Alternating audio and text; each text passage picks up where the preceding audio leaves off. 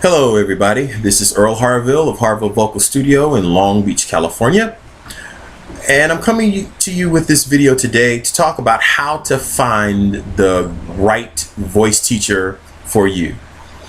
The term voice teacher nowadays is interchangeable with vocal coach, vocal trainer, some vocal consultant. Some people use that title, especially in the music industry.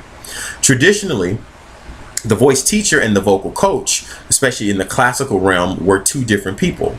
The voice teacher was the technician, the one who worked with the student on developing their instrument, developing proper phonation, creating of sound, resonation, respiration, your breathing, working on the mechanics of the voice and making that ready to then approach the artistic stuff. The coach was the person who worked on interpretation, who worked on style, who worked on the languages. The vocal coach wasn't necessarily a singer even. A lot of times they were pianists, accompanists. Well, nowadays, we are now using the term vocal coach in the same way that we use voice teacher or vocal trainer or vocal consultant. So today I simply want to talk about how to find whichever one of those that you prefer. I actually like the term vocal trainer a lot for myself. Voice teacher I think works. I use the term vocal coach because it's in the common parlance now. First of all, the voice teacher should have a good knowledge, a good basic knowledge of the voice and its working.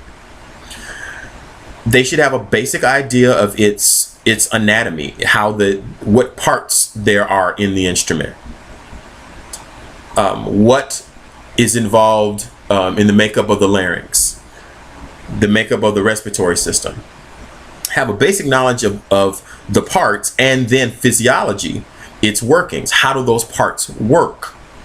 We as voice teachers don't have to be able to recite every muscle in the larynx, because there are a whole lot of them that are involved in singing, or all the parts of the of the respiratory system. We don't necessarily have to be able to rattle all these muscle names off, but we really should have a basic knowledge of how these things work together, so that our student gets a basic understanding as we are training them. The voice teacher, vocal coach, vocal trainer needs to be able to diagnose and assess a student where they are at when they come into us. We need to be able to see what are the strengths in our students' voices, but what things are off. What imbalances do we hear? What constrictions do we hear? So that then we can know what we need to prescribe for our student in terms of exercises. We need to know what are the right tools to use to help each individual singer get to their optimal voice. What exercises will be best used to open up their range, to increase their resonance, to increase the strength of the instrument and relieve the undue stress on the instrument. It's important that the voice teacher is a good musician, that they understand the language of music. It's good if they are able to do some basic sight reading. They need to be able to understand the concepts of dynamics and tempo, color, all these things, phrasing, so that we're helping our students become musicians. We don't want them just to be voice jocks. We want them to be musicians. So that means that we as the trainers have to be on top of our musicianship. We need to also, as vocal trainers, voice teachers, have a voice that is in fairly good shape itself. We don't have to sing like we're at the Metropolitan Opera, or if we are a recording artist, but we need to be able to get around on our instrument well. We need to be able to have an instrument that can demonstrate for our students the concepts that we're trying to teach them. If as a teacher I can't demonstrate singing in the middle of my voice in my mix, then how can I expect the student to get that from me? So you should expect that your voice teacher can sing. It is not a bad idea at all to audition or interview your voice teacher at the first meeting, or even if you call them up. It is perfectly fine for you to want the voice teacher to sing a little bit for you. At the least to be able to do some scales, do some exercises, and show that they can get through the bridges in their voice. They can get from their chest voice into their middle voice, their mix, into their head voice without a flip, a break, a yodel.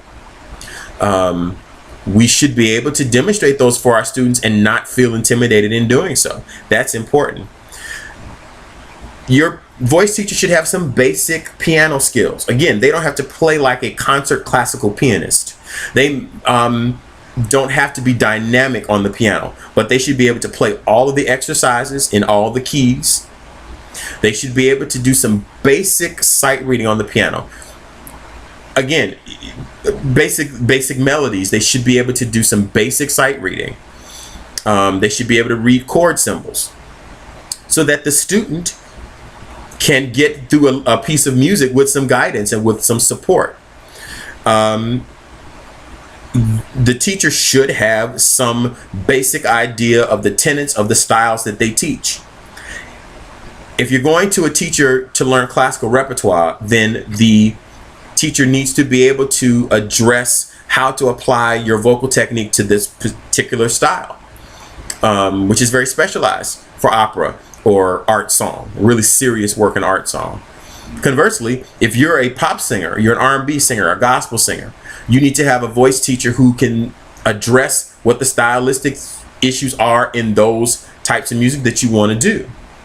Having someone who's classically trained doesn't mean much if they can't connect the technique to the style. You need to make sure that the style of music you want to sing, the teacher can accommodate that. It's really important, because if not, you're wasting your money. You should ask your teacher, what are they doing to continue to grow as an instructor? Solid voice teachers continue to work on their craft as teachers. They continue to read and study. They go to workshops. They continue to take lessons themselves. They are part of professional groups that will allow them to garner more knowledge from fellow voice teachers or from doctors and vocal scientists who are parts of these organizations or who are present at these workshops and master classes to help the voice teacher get more and more knowledge. We should be upping our game so that we can continue to push our students to a higher level as vocal athletes. I, for example, am a member of the International Voice Teachers of Mix, and it's wonderful being a part of this organization where I can glean all this knowledge from these experienced voice teachers and from the doctors and speech pathologists who are part of this organization. I continue to, have lessons myself. Continue to read and watch videos and take in all this information. And most of the fine teachers that I know will do the same thing.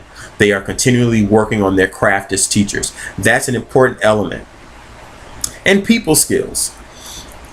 All the knowledge of vocal technique in the world won't help you get your student to where they need to be if you don't have the right character traits that fit with the kind of students that you teach.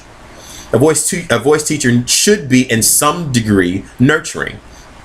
Now, every teacher won't be the same. I happen to be a very nurturing kind of mother hen kind of teacher, where I'm very demanding of my students, but I'm also their cheerleader, and I push them forward in a really nurturing kind of loving way.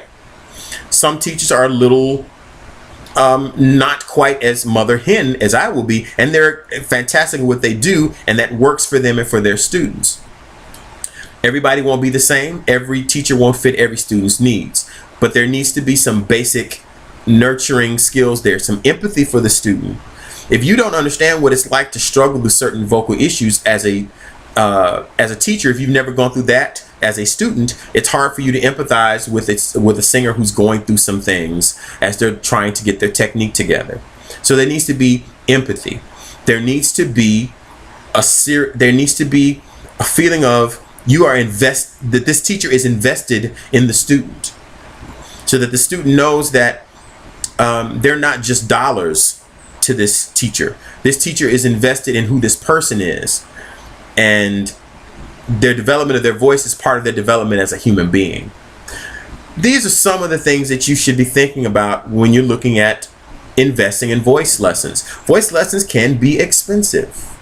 So if you're going to put your money into it, you want to make sure that you're going with the trainer, the coach, the teacher, who will give you what you need to take you from where you are to where you want to go. You shouldn't be afraid to ask questions of the teacher. You shouldn't be afraid to expect a lot of the teacher. If you have questions, you can always contact me here at Harville Vocal Studio for more insight. You can reach me at 562-387-8025. My website is www.harvillevoice.com. That's www.harvillevoice.com, and I'll be glad to address more specifics of these things that I covered in this video. So go forth and sing and sing and sing.